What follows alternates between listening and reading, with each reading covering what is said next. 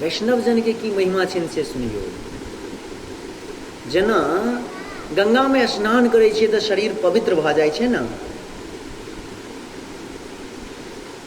यमुना में स्नान करे छियन, यमुना के जल यदि अपना शरीर पर छिड़क लै छियन, यमुना किनारा से अहाँ गुजर जाय छियन, यमुना के जे जल हवा लागे छन वह से शरीर एकदम से पवित्र भ जाय छन, शुद्ध आत्मा पवित्र भ जाय छन।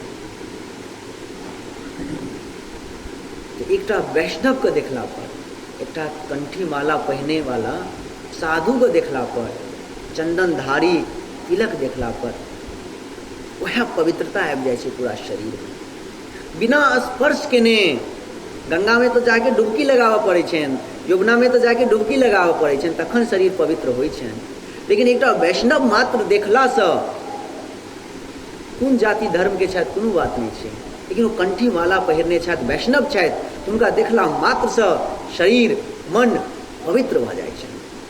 ताहि दुआरे कखनो भी वैष्णव देखी, चंदनधारी कंठीधारी, तुरंत अपन सर झुका के हुनका प्रणाम करी।